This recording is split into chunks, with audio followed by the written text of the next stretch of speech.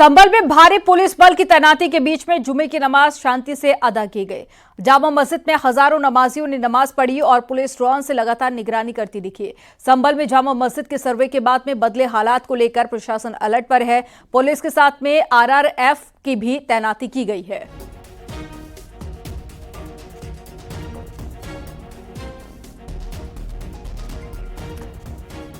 तो तस्वीरें आपको दिखा रहे हैं, ये अभी कुछ देर पहले की तस्वीर है जब जुमे की नमाज अदा की गई थी और ऐसे में सुरक्षा के कड़े इंतजाम किए गए थे ताकि किसी भी तरह की कोई अप्रिय घटना ना हो। ये बढ़िया लड़की। तो पुलिस बल के साथ में आरआरएफ की भी तैनाती की गई। इसके अलावा ड्रोन कैमरे से भी पूरे इलाके की निगरानी की गई। अभी ना उसमें ले तुम किसी ने कहा गोश्त खत्म हो गया।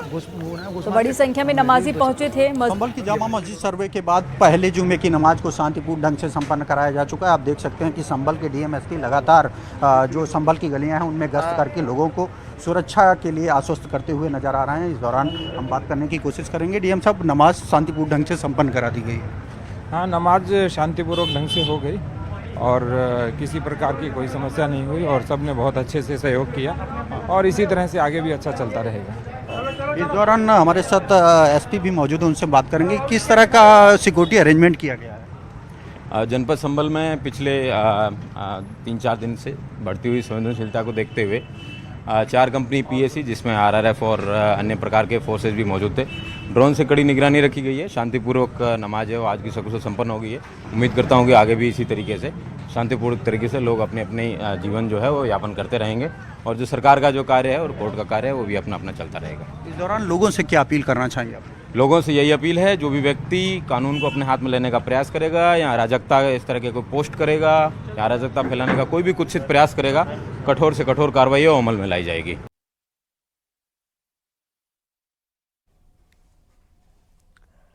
अयोध्या, मथुरा, काशी के बाद में अब संभल शहर भी इन दिनों विवाद का केंद्र बन गया है। संभल में जिस शाही जामा मस्जिद में मंगलवार को सर्वे हुआ था, अब उसके बाहर पुलिस बल की तैनाती की गई है। संभल की शाही जामा मस्जिद को हरिहर मंदिर होने का दावा किया गया है और दस्तावेजों के आधार पर हिंदू पक्ष ने अदालत का दरवाजा खटखटाकर इसमें पूजा अर्चना की मांग की है। सर्वे के बाद मस्जिद की सुरक्षा बढ़ा दी गई है। कई थानों के पुलिस के साथ में पीएसी और साथ ही आरआरएफ के जवान भी तैनात किए गए हैं और एहतियाती तौर पर मस्जिद के 2 रास्ते बंद कर दिए गए हैं। पुलिस प्रशासन के अधिकारी भी पूरे मामले पर निगरानी बनाए हुए हैं। इस मामले में अगली सुनवाई 29 नवंबर को होगी, जिसमें मुस्लिम पक्ष अपना जवाब दाखिल करेगा।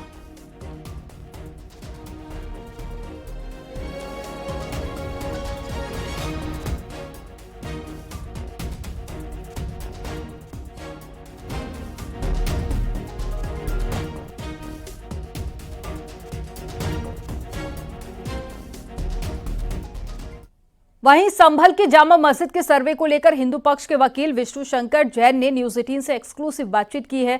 क्या कुछ कहा है, सुनिए।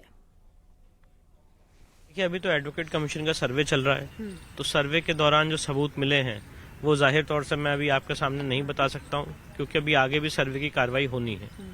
दूसरा सबसे इम्पोर्टेंट बात यह है कि बाबरनामा में जो बाबर के खुद के समय लिखा गया, उसमें ये बात मेंशन है कि यहाँ पे मंदिर को तोड़ के तथाकथित जामी मस्जिद में कन्वर्ट करने की कोशिश की गई। तीसरी सबसे इम्पोर्टेंट बात यह है कि अबुल फजल ने आईने अकबरी में पेज नंबर 281 पे ये बात लिखी है कि यहाँ पे हरिहर मंदिर संभल पे हुआ करता है और कल की अवतार यहीं पे होना है। चौथी सबसे इम्पोर्टेंट बात यह है कि 1874-1875 में जो आर्कियोलॉजिकल सर्वे ऑफ इंडिया के डायरेक्टर जनरल है कनिंगम साहब, उन्होंने यहाँ पे सर्वेक्षण किया था और उस सर्वेक्षण में बहुत महत्वपूर्ण चीजें मिली और वो 14 पॉइंट्स हमने अपनी याचिका में लगाए हैं कि कैसे कैसे उन्होंने बताया कि यहाँ पे पूर्व में एक मंदिर हुआ करता था। तो इन सारे आधार पे ये याचिका दायर की गई है और अभी कोर्ट के सामने मामला गया था, डिस्ट्रिक्ट कोर्ट चंदौसी के सामने, सिविल जज सीनियर डिवीजन के सामने। उन्होंने इसमें एडवोकेट कमिश्नर को नियुक्त किया है। एडवोकेट कमीशन का सर्वे चल रहा है। अभी आगे भी सर्वेक्षण होना है। उस दिन पूरा सर्वेक्षण नहीं हो पाया था, बहुत ज्यादा वहां पे स्थिति गंभीर थी, इस वजह से सर्वेक्षण नहीं हो पाया था। अभी आगे और सर्वेक्षण होना है और उसके बाद फिर चीजें क्लियर होंगी। वहीं हिंदू पक्ष के याचिकाकर्ता और केला देवी पीठ के महंत ऋषिराज गिरी का दावा है कि मंदिर के तमाम साक्ष्य उनके पास में मौजूद हैं, जिससे मस्जिद का सच सामने आ जाएगा और इसके मुताबिक पुराणों में जिस कल की अवतार का जिक्र किया गया वो संभल में इसी जगह अवतार लेगा।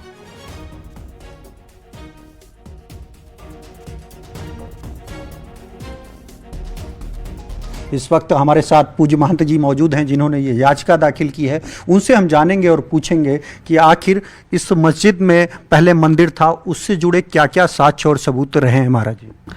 बहुत सारे साक्ष्य रहे हैं।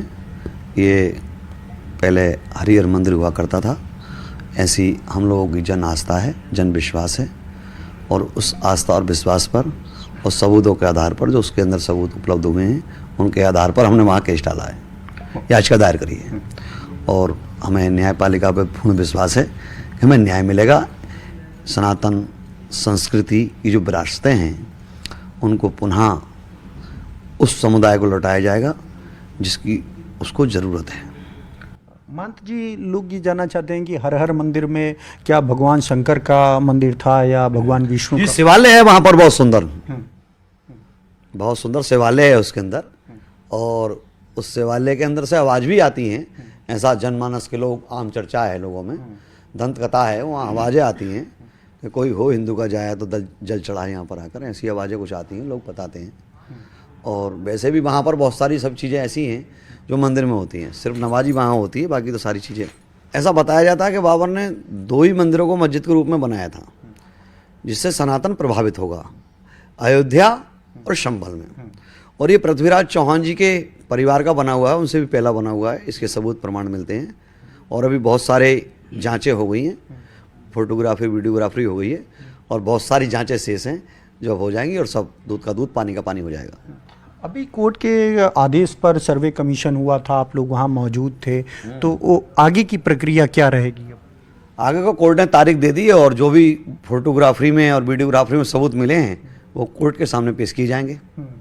ये कहा जाता है भगवान कल्कि का अवतरण इसी संभल में होना है, और भगवान कल्कि का भी कोई कनेक्शन है इस मंदिर से? हाँ, भगवान कल्कि का अवतरण इसी संभल में होना चाहिए, क्योंकि जो पुराण में उल्लेख है, कल्कि पुराण में, कि 68 तीर्थ 19 कूप वो इसी संभल में हैं।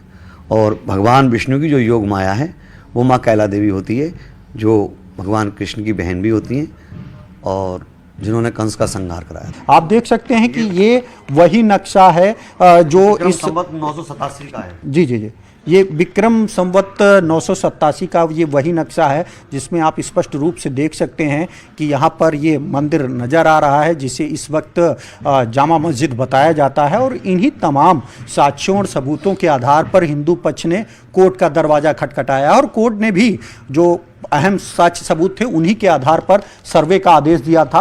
अभी ये शुरुआत है, आने वाले दिनों में जिस तरह से ज्ञानव्यापी में भी पहले सर्वे कमीशन का आदेश हुआ था, उसके बाद कोर्ट ने जब वहां पर कुछ ऐसे साक्ष्य और सबूत मिले जिनके आधार पर विस्तृत सर्वे के आदेश दिए गए, और अभी भी वो मामला एक तरफ जहां कोर्ट में चल रहा है तो दूसरी तरफ अब संभल में भी सुनवाई तेज हो गई है। वहीं जामा मस्जिद के आसपास रहने वाले स्थानीय हिंदू लोगों का दावा है कि शिवरात्रि के दिन मस्जिद के अंदर से मौजूदा हरिहर मंदिर से लोगों को दैवीय आवाज सुनाई देती है।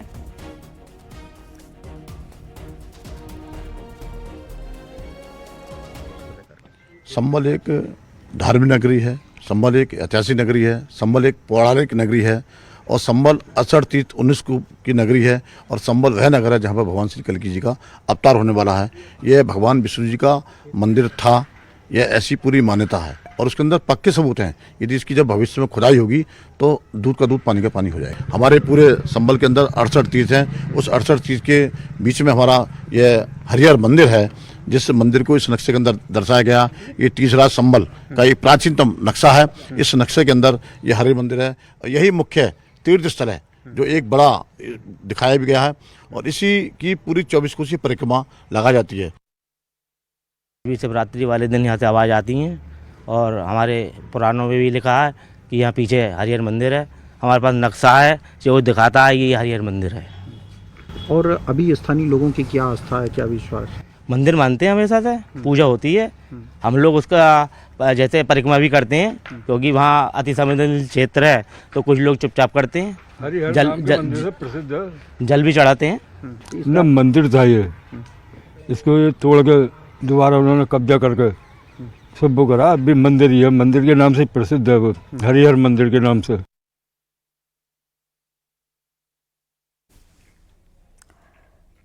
संभल के जामा मस्जिद के अध्यक्ष और मुस्लिम पक्ष के मुख्य वकील के मुताबिक मंगलवार को हुए एडवोकेट कमीशन सर्वे में हिंदू पक्ष को कुछ भी हासिल नहीं हुआ जिससे वो मस्जिद को मंदिर साबित कर सके।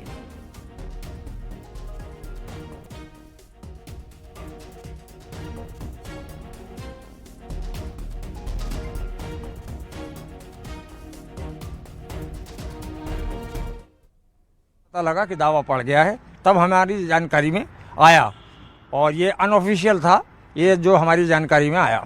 5:30 बजे के करीब इंस्पेक्टर संभल ने मुझसे कहा कि इस तरीके से एक सर्वे वहाँ से जारी हुआ है, न्यायालय के आदेश से कमीशन आ चुके हैं, वो कमीशन वो वीडियोग्राफी करेंगे वहाँ, आप भी आ जाइए। तब मैं 6:04 पर डीएम साहब ने हमसे नोटिस को तामील कराया और वहाँ उन्होंने चप्पे चप्पे पर वीडियोग्राफी की, वहाँ उन्हें कुछ नहीं मिला। क्यों मिला? इसलिए नहीं कि वो तो पहले से ही मस्जिद है, आज भी है और कल भी रहेगी। वहाँ ये तो सब बिल्कुल एक पैनिक फैलाने के लिए एक स्पेसिफिक कम्युनिटी को टारगेट कर रहे हैं, इसके अलावा इनका कोई मकसद नहीं है।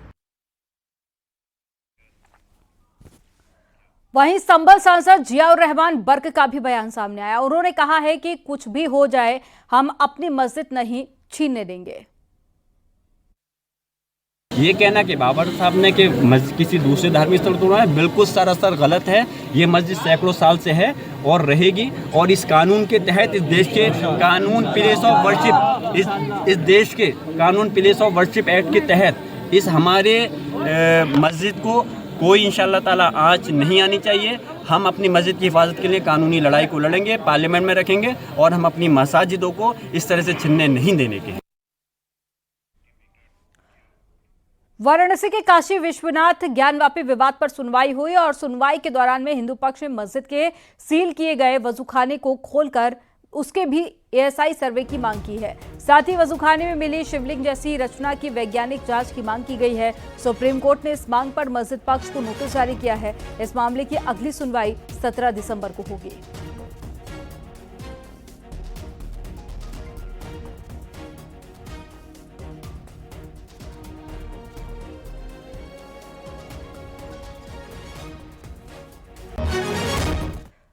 संगम नगरी में आनंद भवन पर प्रियंका गांधी का पोस्टर लगाया गया है। नेहरू गांधी परिवार के पैतृक निवास पर कांग्रेसियों ने पोस्टर लगाया और प्रियंका और इंदिरा गांधी की तस्वीर के साथ में पोस्टर में लिखा गया है, इंदिरा इज बैक। प्रियंका गांधी वाड्रा की राजनीति में दस्तक को इंदिरा इज बैक बताया जा रहा है। पोस्टर के जरिए वायनाड लोकसभा उपचुनाव में प्रियंका को जीत की अग्रिम बधाई दी गई है। पोस्टर में राहुल गांधी की भी तस्वीर मौजूद है और पोस्टर में स्थानीय कांग्रेस नेता, प्रदेश महासचिव मुकुंद तिवारी, विवेकानंद पाठक और जिला प्रवक्ता हबीब अहमद की तस्वीर भी लगाई गई है।